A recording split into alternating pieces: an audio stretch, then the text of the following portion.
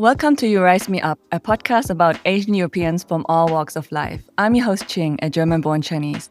Today I have with me Xifan Yang, an award-winning journalist and foreign affairs correspondent for Die Zeit, one of Germany's leading news outlets known for its in-depth reporting and thoughtful analysis. Xifan was born in Hengyang in China's Hunan province and moved to Germany at the age of 4.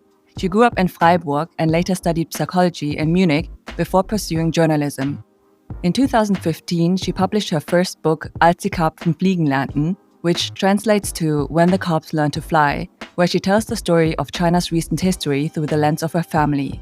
Xifan was one of the first German-Chinese public figures that I came across, so it only felt natural to invite her to the podcast a few years later. Thank you very much for taking the time, Xifan. Thanks for the invitation. Xifan, in the book you mostly focus on your grandfather's story, but you also write about your own experience moving to Germany.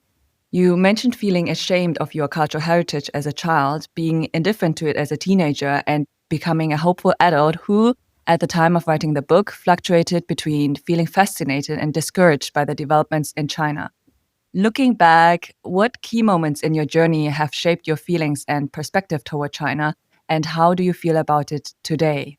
So maybe some background on my upbringing. I was born in Hunan, as you have said, and I came to Germany when I was 4 years old in 1992. Since then, I've been going back and forth, mostly visiting my grandparents for the summer holidays. When I was still living with my grandparents prior to my immigration, I stayed in a rural county in Jiangxi for 2 years. I remember my grandma taking me to kindergarten. We would cross a river that was completely green and had a very bad smell. Later on, in primary school, when we visited my grandparents' hometown, there were frog heads hanging around on the street near my grandparents' flat. There was a market street. It was loud. It was crazy noisy all the time, and it was just like trash everywhere. When I was little, my memories of China was ambivalent because I loved my grandparents. It was great to see them, but at the same time, I had this impression of China being very backward. Also in Germany, that was what most people were thinking when they thought about China. That's why I felt ashamed of being Chinese to some extent. Then when I was 10 years old, my mom took me out of school very suddenly. She was feeling sad that I was losing my Mandarin. So she had like this epiphany that I was supposed to go back to China and going to primary school with my 2 years younger cousin, which was embarrassing in itself. So I went back to Jiangxi for around 8 months. That was around the time when the Chinese embassy in Belgrade was hit by American missile plane. For weeks, we saw this outburst of propaganda on national TV. And I remember finding this type of authoritarian propaganda so crazy. And then 6 years forward, I didn't go to China in those 6 years because I wanted to grow up as a real German and not be confronted with this ambivalence of my identity. And then when I was 16, that was in 2006, I went back, we landed in Shanghai. And that was the first time when I saw the skyline of Pudong. And I was so stunned by it. I just couldn't hold both images in my head at the same time of this country with cut off frog heads on the streets. And then all of a sudden you have like Pudong, the skyline. So I had like a lot of conflicting images of China growing up that I struggled with, to be honest. In Germany, everything is plain. Life doesn't have too many amplitudes. There's not much craziness going on. And in China, there's so much craziness going on, especially 20 years ago, that I kind of wanted to know what this was all about and try to understand this reality better. Because you mentioned that you noticed that propaganda back in the days when you were going to school in China. Did you ever try to talk to your family about it? Because you noticed it and it was probably quite a contrast to how your cousin experienced that. That's an interesting question because I remember when I was 10, when I would talk to my cousin about it, they were just adamant about China having the right perspective. I didn't talk to my other relatives so much about politics. I only found out later. There are lots of different perspectives on the Chinese Communist Party and Chinese regime because a lot of my family members went on different trajectories in their lives. Funnily enough, when I decided to move back to China in 2010, I think I had much more positive view on China. On the other hand, the perspective of at least one cousin turned quite negative in her high school and university years. Do you know what the reason for that was? Not sure, to be honest. I think she was just double checking what she experienced in her own life vis-a-vis the stuff that she saw on TV. I have another cousin who is quite ambivalent. That's also one reason that motivated me to write the book. It's not black and white. I think Chinese are masters of ambiguity, and they're very tolerant for holding different truths in their mind at the same time, because that's the only way you can navigate life in this very complex and paradoxical society. That is a life skill. And that life skill, for example, I didn't encounter, and I don't encounter in German society so much until today. Can you elaborate a bit on that? Like, how would you describe the German approach to ambiguity? For a lot of Germans, and this used to be much more the case 15 or 20 years back, there's black and white when it comes to China. They're the people who always saw in China this dystopian, totalitarian place. And they thought of China as like North Korea, maybe with a bit more modern infrastructure. But everyone's repressed, everyone is unhappy, surveyed by the government nonstop. Those people, when they first go to China, they come back. People are quite nice. They're dancing on the streets, laughing, they're enjoying their lives. I didn't expect that. I was like, what did you expect? Everyone just walking on the streets, like being grumpy and then wear gray uniforms. These people are, funnily enough, often the ones, maybe I counted them more among like entrepreneurs and people who work for big companies. They would get sent to China, maybe had a blurry or even negative view on China. And then they see the skyline of Pudong, and it's like they're hit by a lightning bolt. And then next day they're like, oh, China is great. China is modern. China is whatever. And that is one-dimensional in itself as well, because those people at some point, they're so amazed by China that they ignore all the issues with an authoritarian government that are a big problem in China. And a lot of people suffer under the regime. Yeah, what I encountered a lot is this kind of dichotomy when it comes to the images of China. And that is something that I try to explain over and over. We have this authoritarian regime, and especially in the last years, things turned for the worse. But at the same time, it's not North Korea with high-speed train. There's so much more about this country. There's creativity going on. There's dynamic in daily life. And there's so many things about China that I think are great. Both these sides are legitimate. Xifan, you already mentioned that this complexity around China, or this ambiguity around China, is part of what motivated you to write about the country in the first place, and also your family story. How did writing the book change your views, or perhaps also your relationships with your family? I got a better understanding of where they came from and what made them the characters they are today. I feel like overall I explored the past of my family. Before I started the book, it was blurry to me. Very rarely in Chinese families, people would delve into the past, which is problematic because there have been very traumatic events in the past 80 years. And especially the elder people, they just hold it in their chest.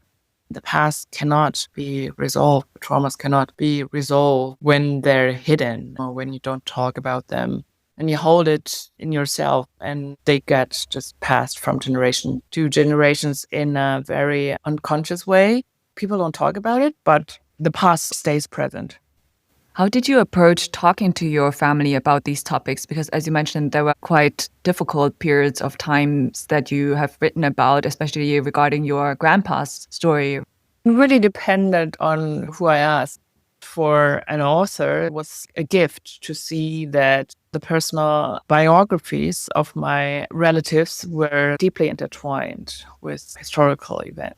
My grandpa, funnily, he was a journalist for like a provincial paper in the 50s. Propaganda paper, of course, there was nothing else. And when Mao unleashed the Great Leap, he was sent to the countryside to write about these record harvests, and he just refused to lie about it.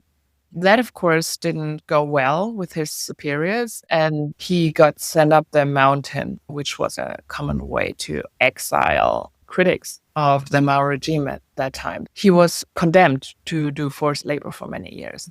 When the Cultural Revolution came, he was targeted of one of the nation's enemies in that small mountain village. He had to go to the communal market, and there was like a village hall, and he had to kneel on the stage in a very painful position that was called the airplane position. So basically, you kneel on the floor, and then you have to pull back your arms and hold that position for many hours. And while doing that, people were throwing stones at you and like shouting paroles at you. They were like, "Down with Peng Song," that's his name. That happened over months and months. And my grandmother had to come and also cheer, because if she wouldn't applaud the masses, then she would be seen as a traitor herself. And my grandfather still has a lot of nightmares about it. Sometimes during the night, he would just scream, or one time he fell off the staircase when he suddenly woke up during the night and he felt, okay, he need to run from the Red Guards. I'm talking about traumas being internalized for a long time. He didn't want to talk about that part of the past. That was an issue for me because I wanted to write about this past. I thought it was important to document this. Thankfully, I had access to his personal archives 13 years ago when I researched the book. And it was fascinating because his archive materials, it was like 500 pages, mostly was handwritten by his superiors or like neighbors, was like written defamation of him. Peng Song is this decadent individual as a traitor to the masses. And he always does his bourgeois music and likes literature. Oh my God, how bad. Along with that, there was hundreds of pages of self-criticism written by my grandfather. You're supposed to write how bad you are. But it was great reading it because, first of all, my grandfather is a great writer. He writes in a very vivid way. And somehow reading his self-criticism, it seemed like it was an outlet for him. It was like a diary. He kept a diary in a very detailed way. And that is how I managed to reconstruct those years. They were like a gaping black hole that he didn't want to talk about. And did he read the book after it was published? I suppose your grandpa probably doesn't speak German, right? No, of course. Neither do my other relatives besides my mother. He was happy seeing the book and seeing that he was on the cover and hearing about the book tour and the readings. A couple of years back, Swiss TV came to my hometown and we did a documentary with him. And he was happy about that, but I don't think he really cared about reading the book because he told me the stuff already. So what's the point of reading it again? So he never really asked about it. And your mom, how did she respond to it? She never told me, really. I'm not sure whether she either felt I misrepresented her experience or it just brought up a lot of things in her. I mean, you know that Chinese parents and Chinese relatives sometimes have a really hard time to talk about their feelings. Feelings in Chinese families are often communicated through a very non-verbal way. But she has Chinese friends in Germany who really enjoyed reading the book, and she would tell me about that. So I think that's a way of communicating her appreciation for the work I did. That means that she's proud, but she doesn't want to tell you that she's proud. So she's telling you that her friends enjoyed it. That's very Chinese, isn't it? It is very Chinese, actually. My mom would often do a similar thing where she would not tell me what she thought of it, but then share everything I do with everyone else. And then I hear through different people that my mother had told them about certain things or that she enjoyed certain things and was proud of that. So yeah, it's very Chinese. But Xifan, earlier you already mentioned that the German view on China, for example, seems to be quite one-sided in a lot of ways. And you also mentioned in your book that it's partly related to the media portrayal of China.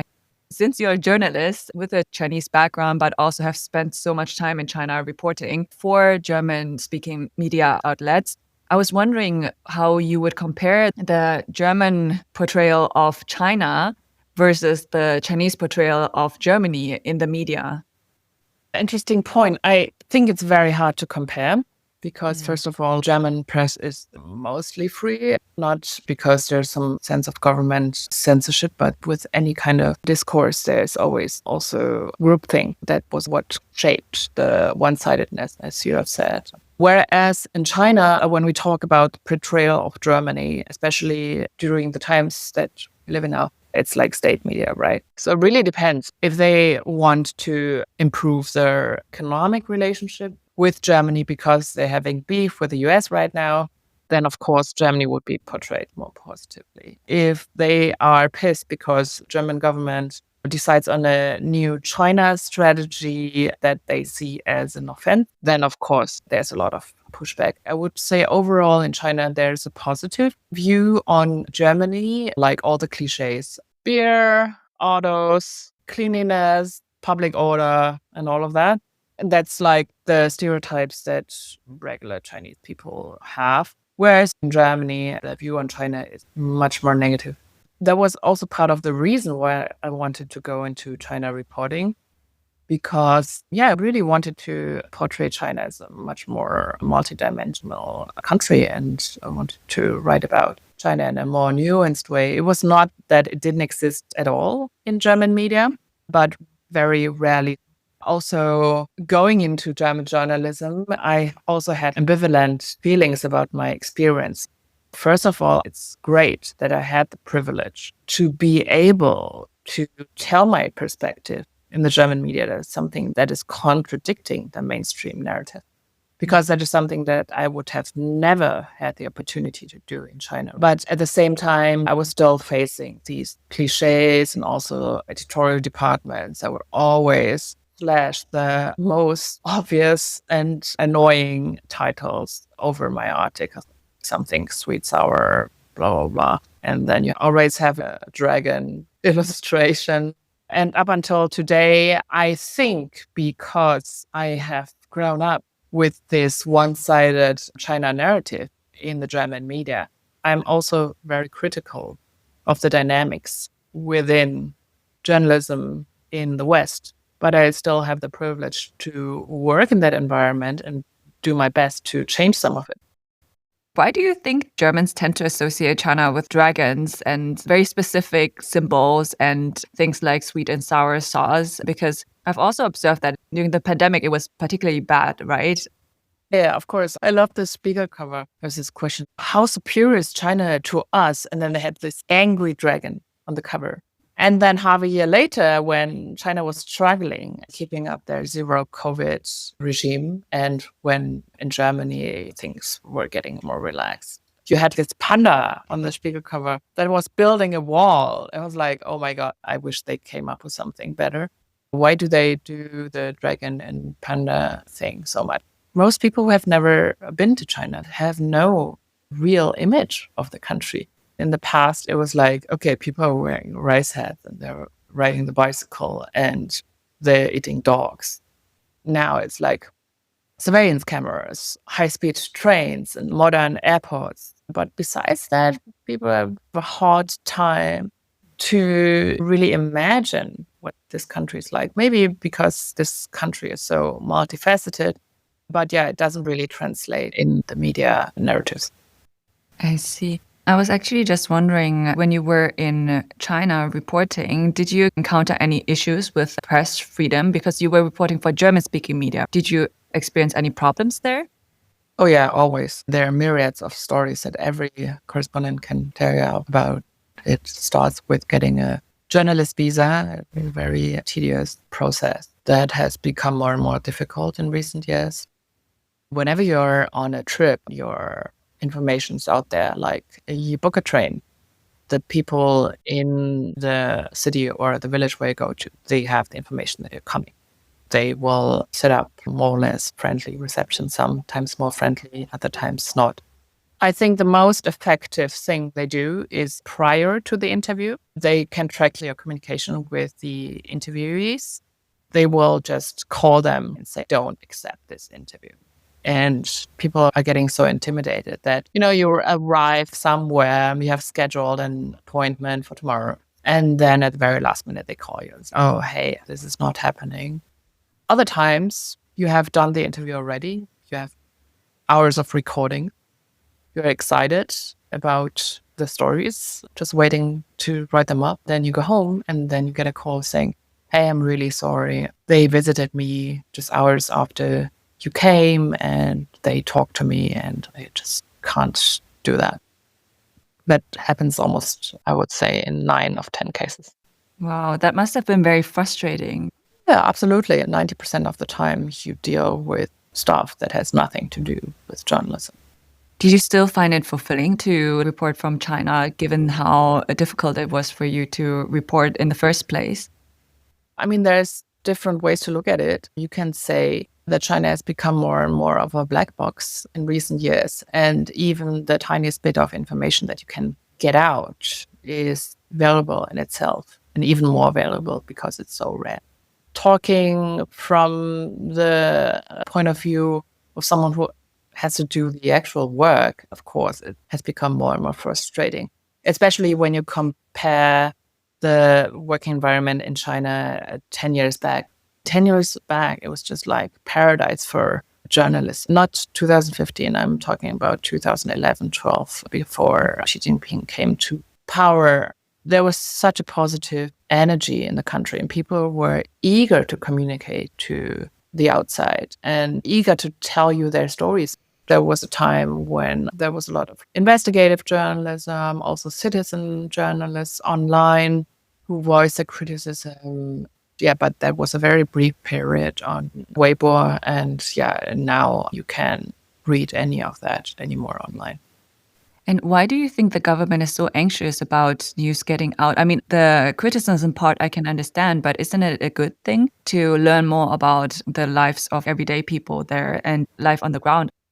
That was one of the things that I struggled with most, actually, because despite the growing repression under Xi Jinping, there's also things moving in the right direction. For example, climate policies.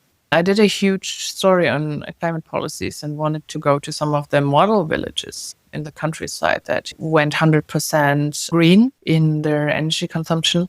And when you go there, it's no, you should have made an appointment and we have a procedure for that.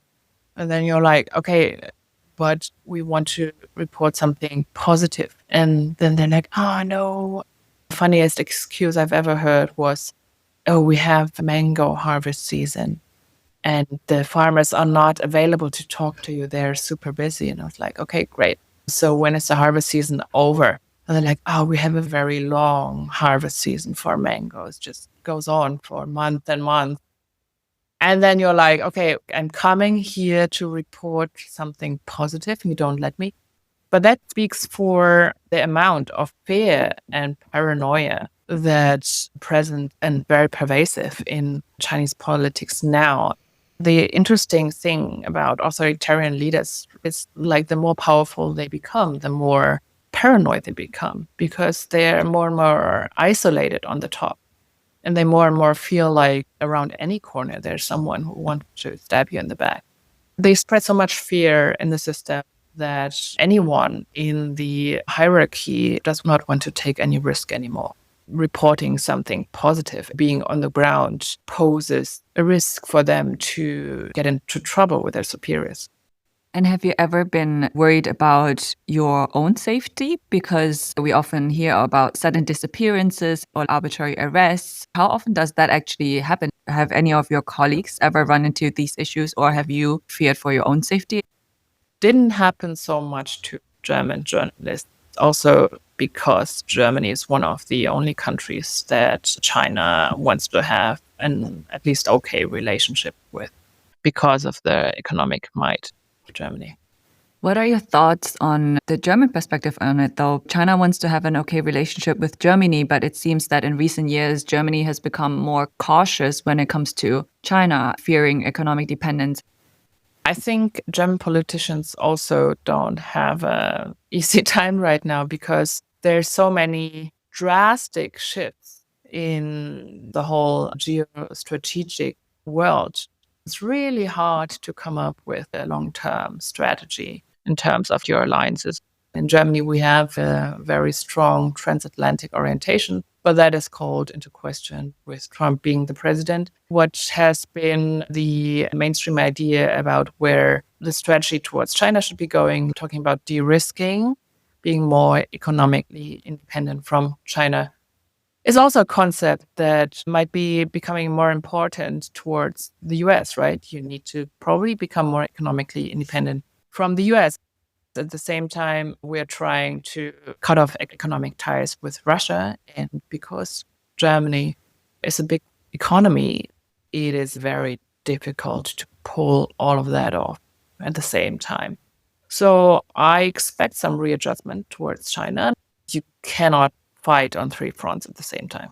I see. And Xifan, what was it actually like for you to return to Germany after such a long time? Because you spent several years reporting from China and then only returned to Germany last year, if I remember correctly. What was it like to return to Germany after such a long time? And are there any changes that stood out to you?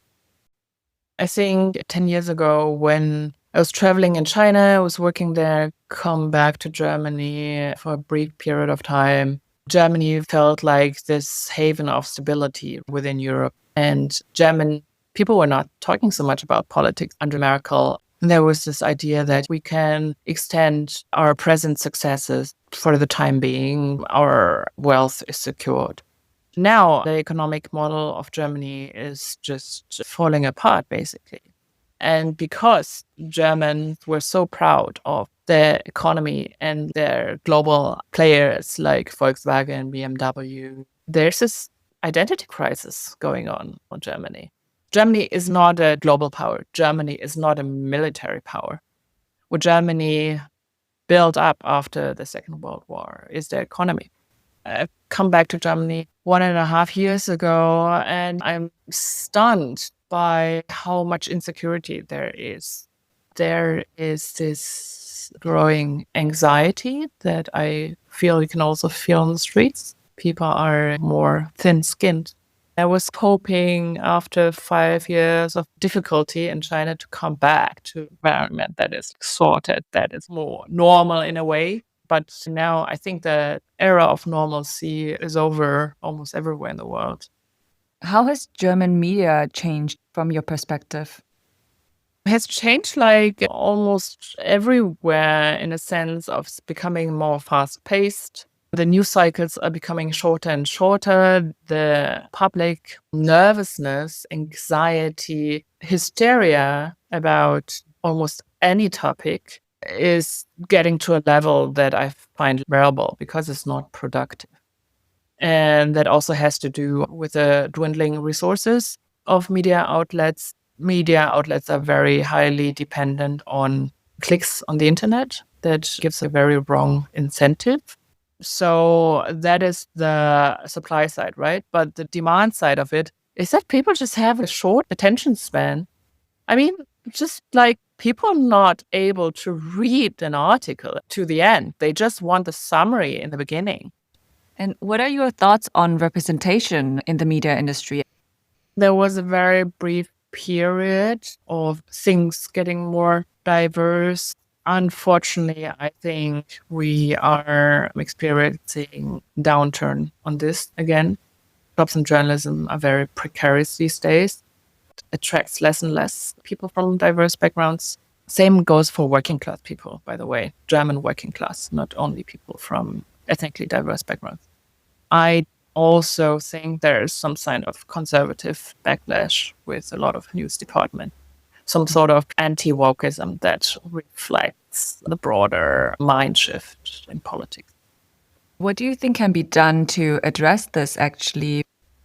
I think media houses can do better than paying their interns more than 500 euro a month, right? Don't even get a room these days for 500 euros. So a lot of people who are able to afford like doing this kind of internships do need like family background to be able to afford this. However, I think there's a big structural issue behind that. In Germany, we tend to say that the press is the fourth pillar of democracy, besides the executive, the judicative, and the legislative. We don't treat it as the fourth pillar. We don't treat it with enough appreciation. We don't treat it with being willing to contribute resources to it. That goes for every single reader who wants to get their information cheaply these days. In that context, what advice would you give to someone wanting to pursue a career in journalism, especially in Germany? You have to be an idealist in some way. First of all, you have to have some expectation management. Second of all, I think there are a lot of opportunity. I mean, AI is treated as a danger these days, but I see a lot of upsides. I use AI mostly for transcription. Sometimes I also have the AI summarize very long interviews that saves me around 1.5 days for the transcription and editing. If you use the tools and you are a good writer, that is something AI cannot do. You have more time to focus on the creative part. If you're an essayist, commentator, and so on, people do quite well having like a couple of thousand Substack subscribers. You can make an okay living from that, but I'm not sure whether this whole ecosystem is sustainable, because how many Substacks will you realistically subscribe to, right? Not more than 2 or 3. And then you are limited to 2 or 3 voices. And that will create a tunnel view. You're not subjected to more diverse voices. As you are in a big paper like Die Zeit, you have hundreds of writers and reporters that contribute with their own perspectives. And that's something that gets lost. I'm just saying it's a profession that gives you a lot of reward because it's such important work. Given everything that we've talked about in this conversation and thinking about your younger self and everything that you've gone through between your life in China and Germany, what advice would you give your younger self? Just be a bit more patient. I have the tendency to rush through things. Maybe be more relaxed about a few things, like just trust that things are going to fall into place. I was overworking myself for some time. We live in a very toxic environment when it comes to public discourse, and you just have to take care of yourself. Thank you so much for sharing your story and insights. It's been a pleasure having you on the podcast. Yeah, thank you so much. It was great talking to you, and I really enjoyed this very much. And if you're a listener who's enjoyed listening to the podcast, you can now support it via buymeacoffee.com/yourismeup.podcast. Shout out to Juan Diaz-Sada, Dan Carino, Ronald Mechis, and Dylan Castillo for being the first supporters. Thank you.